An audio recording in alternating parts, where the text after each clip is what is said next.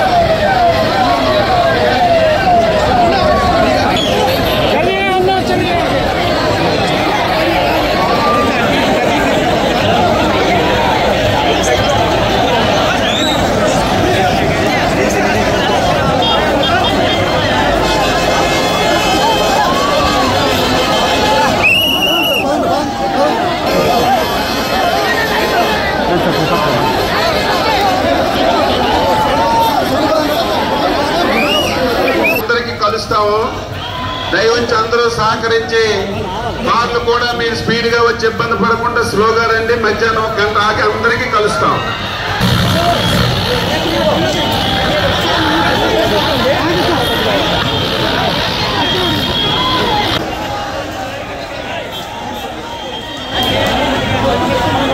ఎక్కడికన్నా అంత తొందరగా పోతున్నావు? యోగన్నా ఏంటన్నా అంత తొందర? శ్రీకాకుళం ఎంపీగా కింజారపు రామ్మోహన్ నాయుడు గారిని గెలిపిద్దాం.